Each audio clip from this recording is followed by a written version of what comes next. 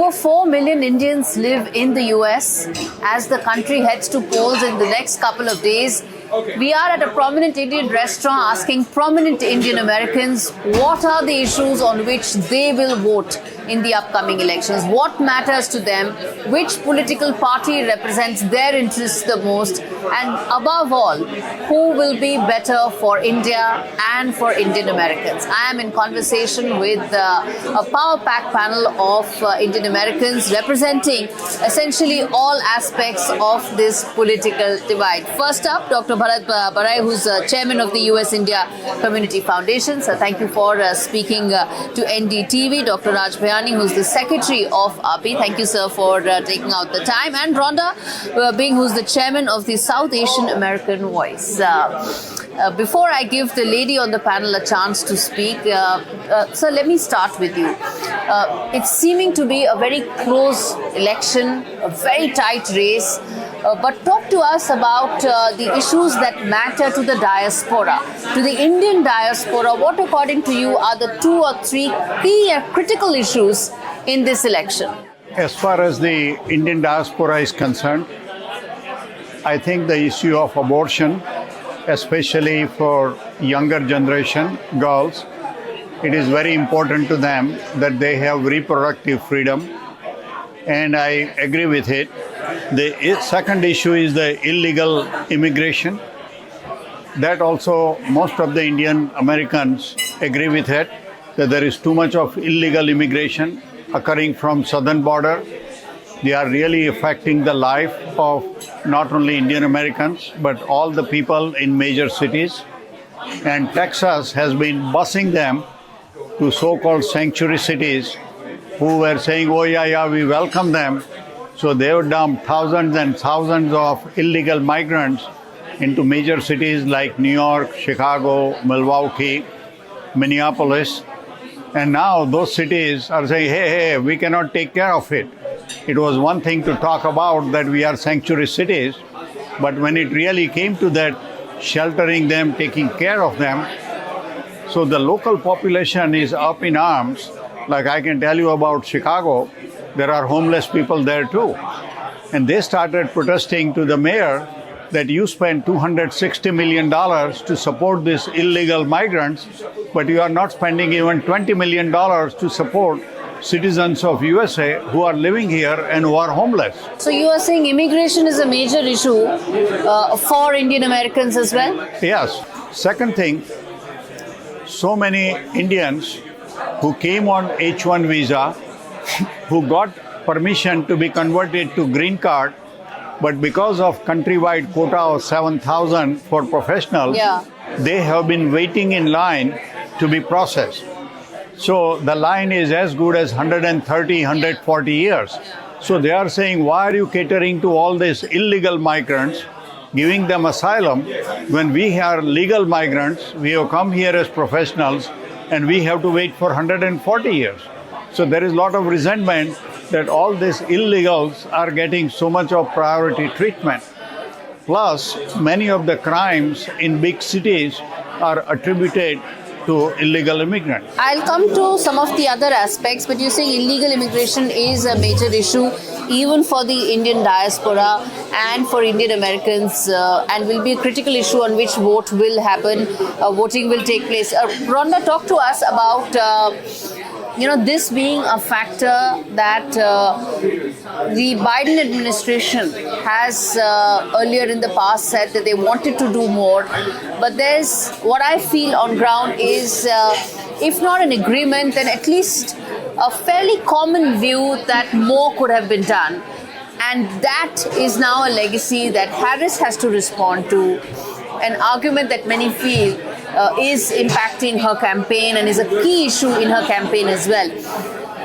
Talk to us about what is it that the Indian American community feel, especially regarding Harris and her, for want of a better word, track record when it comes to immigration. No, and thank you so much for bringing up these important issues. I do think that this election will be a referendum on whether we make a decision based just on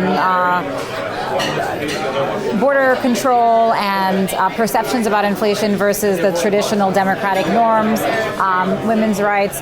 But to your point, there was an effort and there was a bill that this administration and Vice President Harris did present to Congress.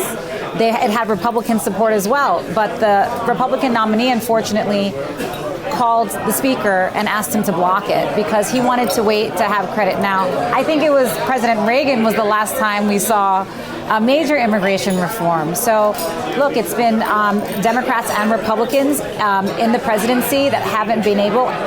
Mr. Biden got the closest. Unfortunately, it was vetoed by an outside party, a candidate that asked the Congress to stand down. And that's what happened. We did have a solution in place for the American people as Democrats in Congress and working with the administration. But because, you may have remembered also that there was about, several different speakers that kept getting, because I think that the candidate President Trump wanted to make sure that the speaker that was in place would be a puppet for him and that he could have him do his bidding leading up to the election. And so I do think that we came closer than since President Reagan on having the major bill. We did get the infrastructure bill passed, thank goodness. But this was blocked up for political reasons, and it's so unfortunate because people in our community, I understand the concerns as a New Yorker. I'm upset too. I'm upset too. We're one of the sanctuary cities. I think you know that we're very frustrated here, but this was not something that was not done because of the Democrats. This was blocked by President Trump reaching out to, I think he was the fifth speaker. There was a period of time when the Republicans could not find a speaker, and no one really wanted the job. And then I'm not saying that I'm dissatisfied particularly with the current speaker. Of course, my preference is that in a week from now we'll have a new speaker from New York, Mr. Hakeem Jeffries, and I do believe that no matter who's in office, he would work to get this done. Okay. But to have an outside candidate, that's what happened. Just to refresh the history. Okay. There is another view that when you talk about illegal immigrants, when you talk about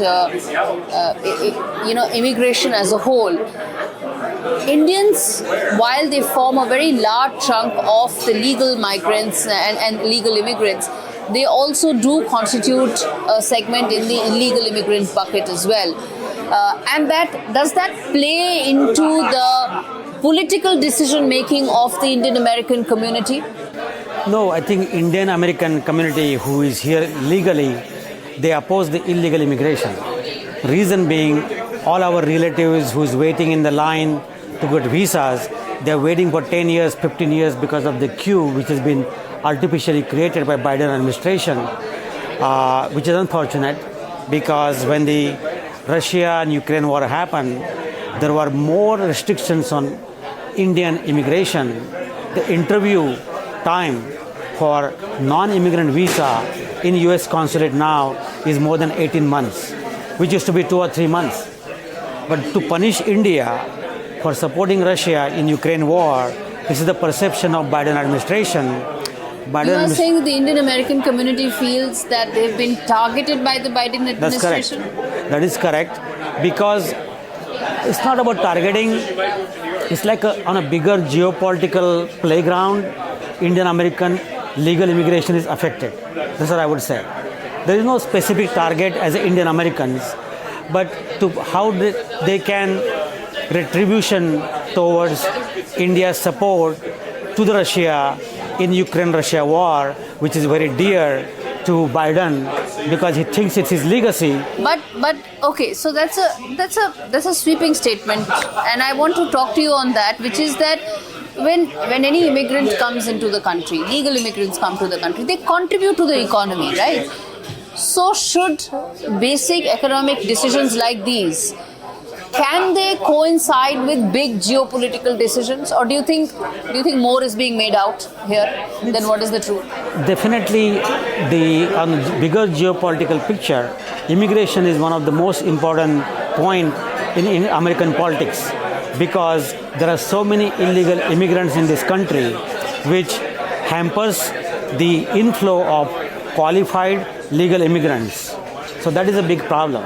If Biden wanted to have 10 million people which came in last 4 years in this country, he could have helped legal immigration system to become more efficient so that people who are very qualified, who are vetted, who are not terrorists, who are not coming in from the Venezuela jails in America, there is a systematic efforts in South America, they release the prisoners from their country on the condition go to America. Okay. So this is a big problem. Okay, sir. Some of it can be perception. No, it's not perception. These are the reports from news media. I'm not giving any perception. Okay. It is my job to temper some of this. I understand you have that, what's a political discussion without high passions? So that is okay. But some of this can also be perception and rhetoric as well, because this is election season. And I understand what you're saying in terms of maybe instead of illegal immigration not being given such a free hand, that could have been checked, and the legal immigrants could have been given priority. I get what you're saying. But then let me then ask the other key issue on which I think Indian diaspora, I feel, could be voting on apart from immigration, is around the fact related to economy. Is that a concern for the diaspora members as well, for the Indian American community, and how do they see the tax proposals and the clear plan that has been put out by the two candidates?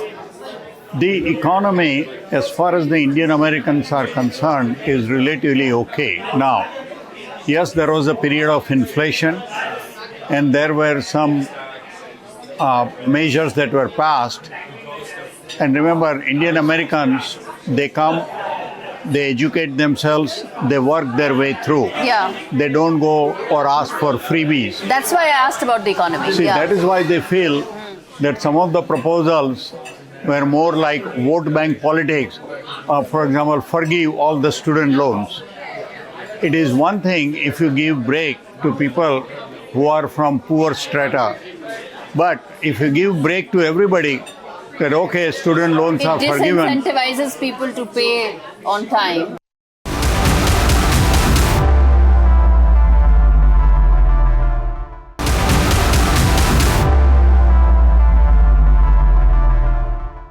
Indian Americans are a community that punch above their weight. They contribute more to the taxes. They are a highest educated ethnic group in the US, and they also have high contribution to the taxes as proportion to their population, which is why I asked the importance of the economy and its buoyancy In my opinion, most Indian Americans would be voting one way or the other on economy, because the economy is on a sounder basis, and that has been for last 10-15 years. It was during Trump, and it is during now too. But they look at it that, okay, we are contributing, we are working, and we want everybody else to work too and not get freebies. So that is the part they feel in economy, that Biden administration is giving away too much of freebies to people who don't work. You want to come in there, sir, on the freebie politics? As soon as you cross the border illegally, Biden administration giving these immigrants illegal place to stay in 5-star hotel, paid for by New York City, and they get $1,500 per month stipend for doing nothing. $18,000 a year. For doing nothing. Okay. This is the biggest freebie in the world. They have spent close to $200 billion last 2 years on illegal immigrants, on these paying these freebies, putting them in a shelter, giving them food, giving them stipend. For what? Only reason they're doing this is because Democrats and Biden thinks this is the future vote bank for Democrats.